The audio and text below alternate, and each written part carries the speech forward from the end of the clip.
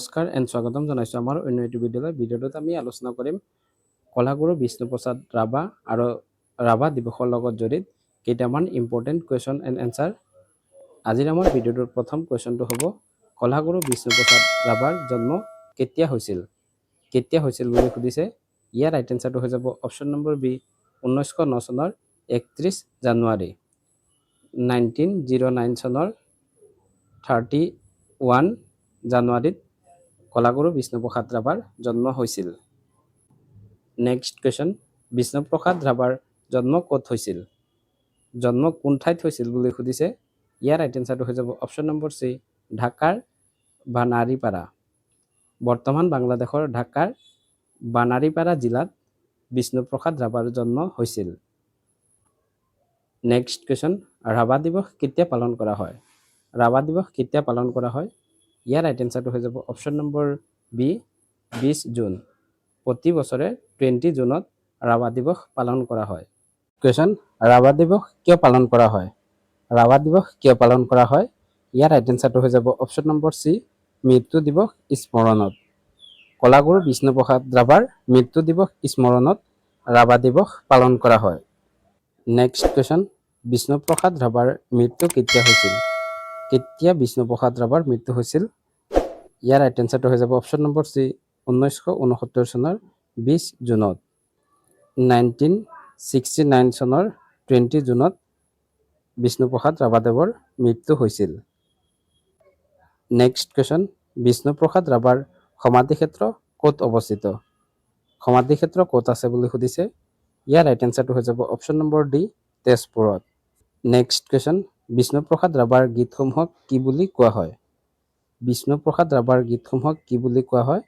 ইয়াৰ right এনচাৰটো হৈ যাব অপশ্যন নম্বৰ বি ৰাভা সংগীত। বিষ্ণুপ্ৰসাদ ৰাভাৰ গীতসমূহক ৰাভা সংগীত বুলি কোৱা হয়। নেক্সট কুৱেশ্যন, বিষ্ণুপ্ৰসাদ ৰাভাই কোন আন্দোলনৰ লগত জড়িত আছিল? কোনটো আন্দোলনৰ লগত জড়িত আছিল বুলি সুধিছে। ইয়াৰ ৰাইট এনচাৰটো হৈ যাব অপশ্যন নম্বৰ চি স্বাধীনতা আন্দোলন। বিষ্ণুপ্ৰসাদ ৰাভা স্বাধীনতা আন্দোলনৰ লগত জড়িত আছিল। নেক্সট কুৱেশ্যন, বিষ্ণুপ্ৰসাদ ৰাভাৰ পিতৃৰ নাম কি? বিষ্ণুপ্ৰসাদ ৰাভাৰ পিতৃৰ নাম কি আছিল বুলি সুধিছে। ইয়াৰ ৰাইট এনচাৰটো হৈ যাব অপশ্যন নম্বৰ বি গোপাল চন্দ্ৰ ৰাভা। গোপাল চন্দ্ৰ ৰাভা আছিল বিষ্ণুপ্ৰসাদ ৰাভাৰ পিতৃৰ নাম। নেক্সট কুৱেশ্যন, বিষ্ণুপ্ৰসাদ ৰাভা কোন জনগোষ্ঠীৰ আছিল? কোন জনগোষ্ঠীৰ লোক আছিল বিষ্ণুপ্ৰসাদ ৰাভা? ইয়াৰ ৰাইট এনচাৰটো হৈ যাব অপশ্যন নম্বৰ ডি ৰাভা জনগোষ্ঠী। ৰাভা জনগোষ্ঠীৰ লোক আছিল বিষ্ণুপ্ৰসাদ ৰাভা। নেক্সট কুৱেশ্যন, বিপ্লৱী শিল্পী বুলি কোনজন কবিক জনা যায়? কাক বিপ্লৱী শিল্পী বুলি জনা যায়? ইয়াৰ ৰাইট এনচাৰটো হৈ যাব option number C Bishnuprasad Rabha. Bishnuprasad ৰাভাক বিপ্লৱী শিল্পী বুলি জনা যায়। নেক্সট কুৱেশ্যন, অসমৰ কোন মহান শিল্পীক কলাগুৰু বুলি সম্বোধন কৰা হয়? কলাগুৰু বুলি কাক জনা যায়? ইয়াৰ ৰাইট এনচাৰটো হৈ যাব option number C Bishnuprasad Rabha. Bishnuprasad ৰাভাক কলাগুৰু নামেৰেও জনা যায়। নেক্সট কুৱেশ্যন, কলাগুৰু বিষ্ণুপ্ৰসাদ ৰাভাক কলাগুৰু উপাধি কোনে প্ৰদান কৰিছিল? এই উপাধিটো কোনে প্ৰদান কৰিছিল বুলি সুধিছে। ইয়াৰ ৰাইট এনচাৰটো হৈ যাব option number B doctor Sarvepalli Radhakrishnan.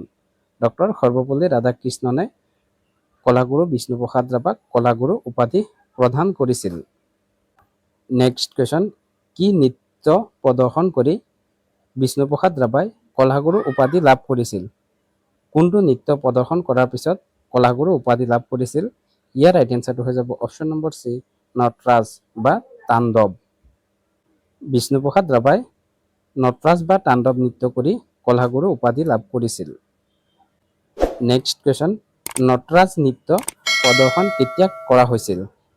Bishnuprasad ৰাভাই নটৰাজ নৃত্য কেতিয়া প্ৰদৰ্শন কৰিছিল? ইয়াৰ ৰাইট এনচাৰটো হৈ যাব অপশ্যন নম্বৰ চি 1939 চনত। 1939 চনত কাশীৰ হিন্দু বিশ্ববিদ্যালয়ত এই নৃত্য প্ৰদৰ্শন কৰি কলাগুৰু উপাধি লাভ কৰিছিল। নেক্সট কুৱেশ্যন, বিষ্ণুপ্ৰসাদ ৰাভা তেজপুৰৰ কোন মঞ্চৰ সৈতে ওতঃপ্ৰোতভাৱে জড়িত আছিল? তেজপুৰৰ কোনখন মঞ্চৰ সৈতে জড়িত আছিল বুলি সুধিছে। ইয়াৰ ৰাইট এনচাৰটো হৈ যাব অপশ্যন নম্বৰ চি বাণ ৰংগমঞ্চ। তেজপুৰৰ বাণ ৰংগমঞ্চৰ সৈতে বিষ্ণুপ্ৰসাদ ৰাভা জড়িত আছিল। নেক্সট কুৱেশ্যন, চিৰাজ চলচ্চিত্ৰখনৰ পৰিচালক কোন আছিল? চিৰাজ চলচ্চিত্ৰৰ পৰিচালক কোন আছিল? ইয়াৰ ৰাইট এনচাৰটো হৈ যাব অপশ্যন নম্বৰ বি, ফণী শৰ্মা আৰু বিষ্ণুপ্ৰসাদ ৰাভা। বিষ্ণুপ্ৰসাদ ৰাভা আৰু ফণী শৰ্মা আছিল চিৰাজ চলচ্চিত্ৰখনৰ পৰিচালক। নেক্সট কুৱেশ্যন, বিষ্ণুপ্ৰসাদ ৰাভাৰ অৱদান স্বৰূপে অসম চৰকাৰে কি বঁটা প্ৰদান কৰে? প্ৰতি বছৰে অসম চৰকাৰে কি বঁটা প্ৰদান কৰে বুলি সুধিছে। ইয়াৰ ৰাইট এনচাৰটো হৈ যাব অপশ্যন নম্বৰ চি, কলাগুৰু বিষ্ণুপ্ৰসাদ ৰাভা বঁটা। কলাগুৰু বিষ্ণুপ্ৰসাদ ৰাভা বঁটা অসম চৰকাৰে প্ৰতি বছৰে 20 জুনত প্ৰদান কৰে। নেক্সট কুৱেশ্যন, কলাগুৰু বিষ্ণুপ্ৰসাদ ৰাভাৰ পত্নীৰ নাম কি আছিল? তেখেতৰ পত্নী কোন আছিল বুলি সুধিছে। ইয়াৰ ৰাইট এনচাৰটো হৈ যাব অপশ্যন নম্বৰ বি, মোহিনী ৰাভা। বিষ্ণুপ্ৰসাদ ৰাভাৰ পত্নীৰ নাম আছিল মোহিনী ৰাভা। নেক্সট কুৱেশ্যন, বিষ্ণুপ্ৰসাদ ৰাভা জড়িত থকা ৰাজনৈতিক দলটোৰ নাম কি আছিল? কোনটো ৰাজনৈতিক দলৰ সৈতে তেখেত জড়িত আছিল? ইয়াৰ ৰাইট এনচাৰটো হৈ যাব অপশ্যন নম্বৰ চি, ভাৰতীয় কমিউনিষ্ট দল। ভাৰতীয় কমিউনিষ্ট দলৰ সৈতে বিষ্ণুপ্ৰসাদ ৰাভা জড়িত আছিল। নেক্সট কুৱেশ্যন, বিষ্ণুপ্ৰসাদ ৰাভাৰ বিখ্যাত শ্লোগানটো কি আছিল? বিষ্ণুপ্ৰসাদ ৰাভাই দিয়া বিখ্যাত শ্লোগানটো কি আছিল বুলি সুধিছে। ইয়াৰ ৰাইট এনচাৰটো হৈ যাব অপশ্যন নম্বৰ চি, হাল যাৰ মাটি তাৰ। হাল যাৰ মাটি তাৰ এই শ্লোগানটো বিষ্ণুপ্ৰসাদ ৰাভাই দিছিল।